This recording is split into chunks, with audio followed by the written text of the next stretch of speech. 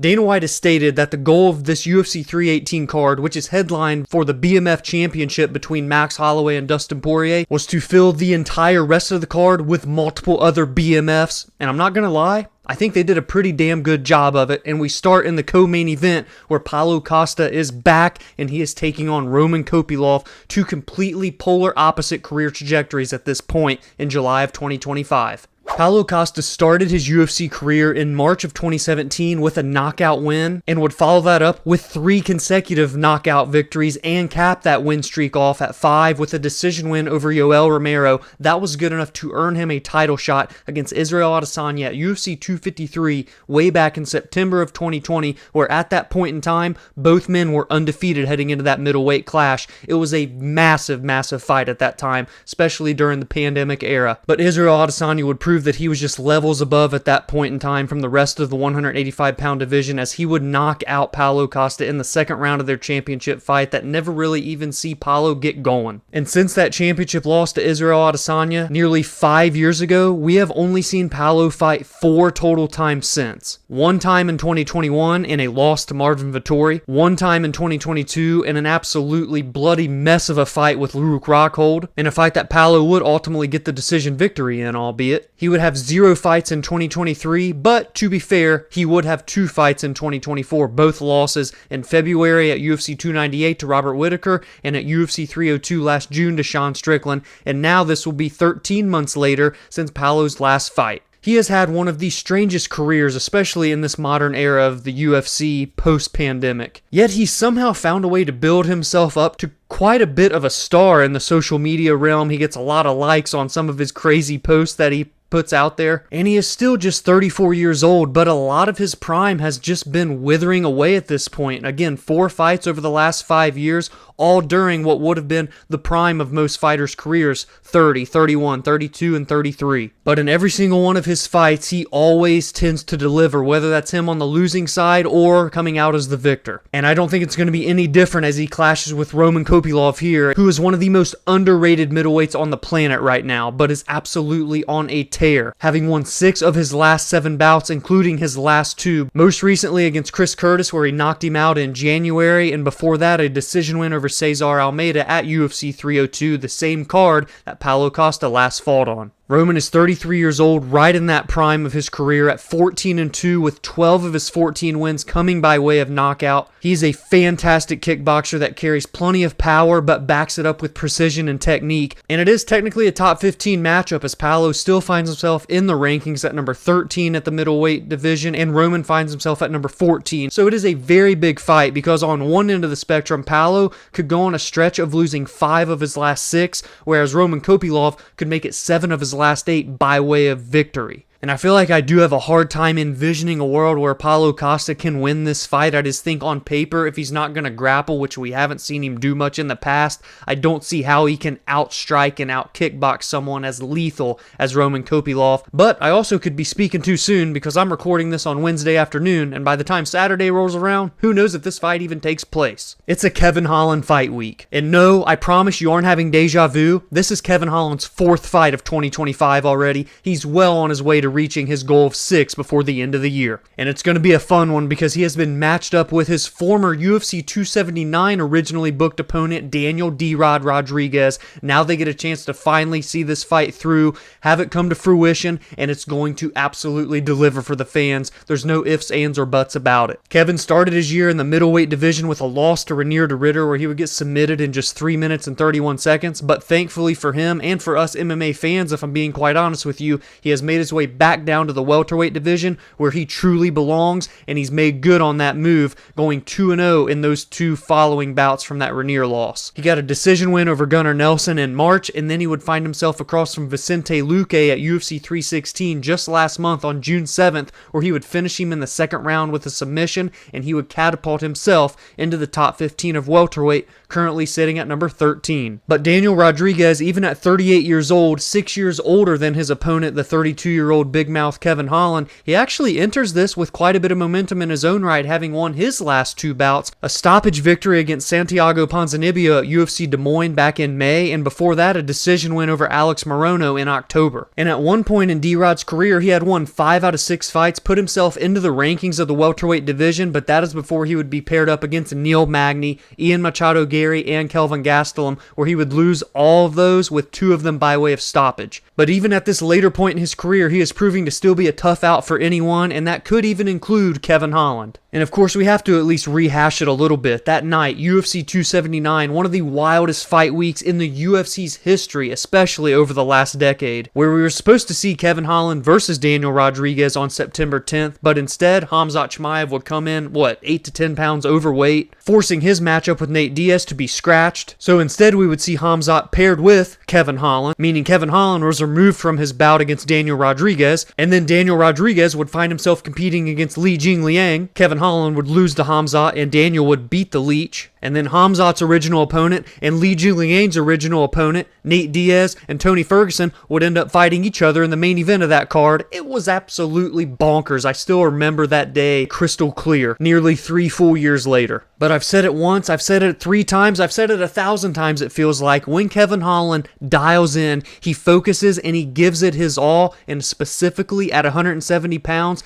he has legitimate potential to climb the ranks and place himself amongst the elite in this division. I truly believe it, and this is another opportunity for him to do so on a massive fight card that is UFC 318. 50K Dan Ige, who currently sits at number 11 in the featherweight division, is back for his second go-around in 2025. He kicked off the year with a stoppage victory over the surging at that point Sean Woodson back at UFC 314 in April with a 3rd round stoppage. And on that very same night in April at UFC 314 in Miami, Florida, Dan Ige's opponent this upcoming Saturday, Patricio Pitbull, also competed in his long-awaited UFC debut, and he would lose to Yair Rodriguez, the former interim champion, via unanimous decision, where Patricio from minute 1 all the way through to minute 15 was never truly able to get anything going. And now the 38-year-old former Bellator 4-time champion, 2 different weight classes, finds himself having lost 3 of his last 4 bouts and potentially staring down an 0-2 start to his UFC tenure, something that he truly cannot afford at this stage of his career. And while, yeah, they launched him right in against the number 5 ranked at the time Yair, who is a tough out for anyone in the featherweight division, this isn't that much of a step down in competition if you ask me, because Dan Ige can absolutely crack and has competed with some of the best in the world over the last 5 to 6 years in this featherweight weight class. I mean, just look at the last few years for Dan Ige. Lerone Murphy, Diego Lopez, Bryce Mitchell, Movsar Evloev, Josh Emmett, the Korean Zombie. The problem for Dan Ige, and when I mention those big names, is that when he gets into those opportunities against the best competition in the biggest fights of his career,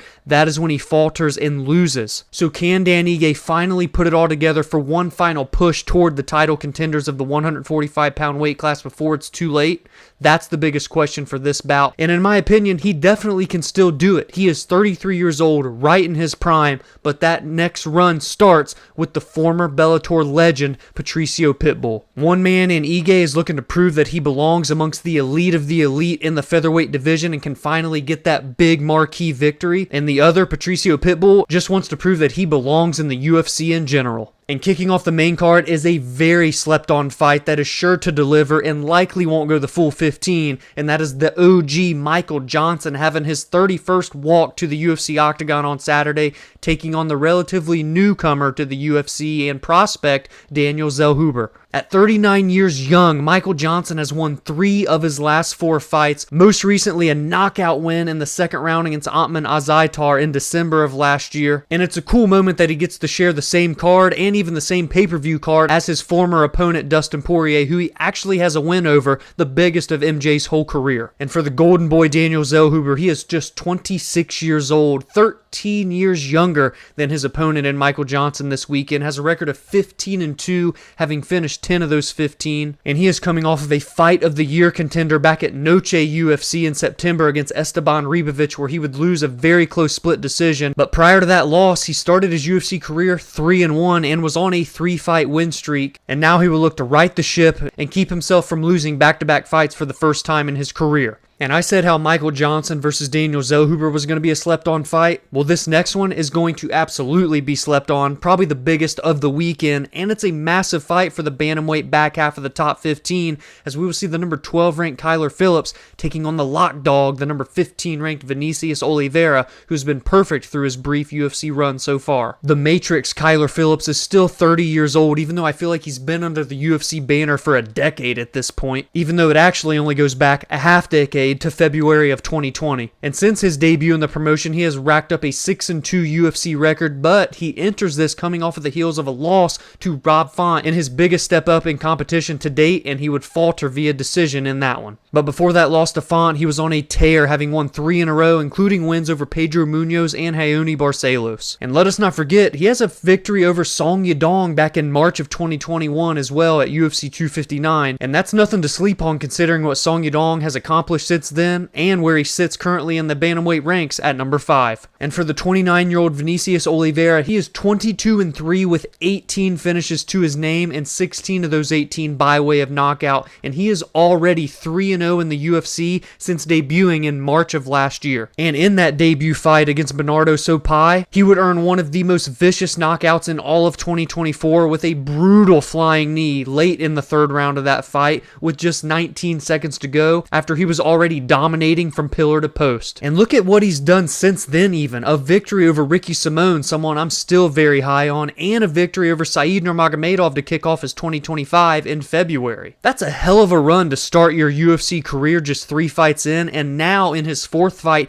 he gets a chance to beat the number 12 ranked fighter in the world and lock in a top 10 opponent next. And we know that we had a big middleweight fight in the co-main event between the number 13 and number 14 Paulo Costa and Roman Kopylov, but dare I say we've got a bigger one here on the prelims between the number 10 ranked and 11 ranked Marvin Vettori and Brendan Allen, and this one has some bad blood and hatred behind it.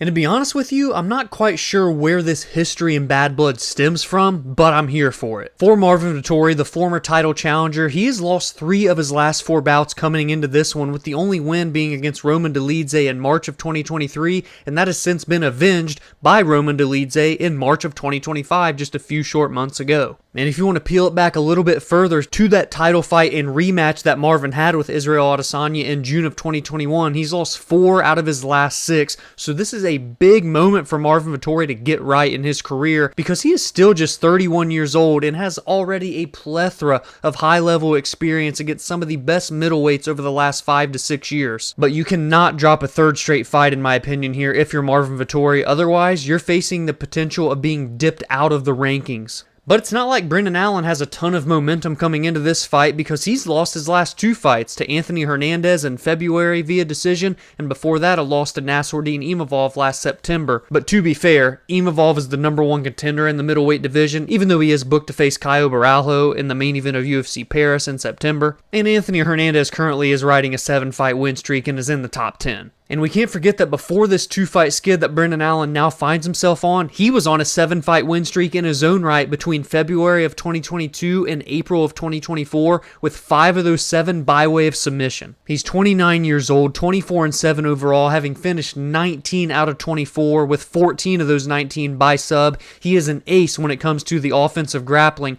However, we haven't really seen him have to deal in the defensive grappling all that much in his career, and I could see Marvin Vettori looking to potentially wrestle offensively in order to keep Brendan from taking him down and to impose his will and test the bottom game of Allen. And if it's on the feet, I feel like it's essentially a wash. I wouldn't say one man has that big of a gap over the other. However, I feel that Brendan is going to be just a little bit quicker, maybe a little bit more polished, whereas Marvin Vettori is going to have the more dangerous, impactful shots from a power perspective. Which I realize does sound crazy considering Marvin has never even gotten knockout in the UFC, and as a matter of fact, his last knockout win came in December of 2015 on the regional circuit. And we know damn well no one's going to finish Marvin Vettori by strikes on the feet. So can Brendan win this fight in terms of volume over the course of 15 minutes, or he will be able to do enough damage on the feet to enable his own offensive grappling and look for the submissions that he is so known for? So that is it for the UFC 318 breakdown, and I want to get all of your thoughts on this card down in the comments below. Give me your predictions, your bets, and everything else in between for this BMF fight card. If you enjoyed this preview, please be sure to drop a like and subscribe to the channel if you are new, as we are currently on the chase of reaching 1,000 subscribers before the end of 2025. Outside of breakdowns heading into each card discussing the biggest and best storylines, I also recap the most meaningful results in the aftermath of every card,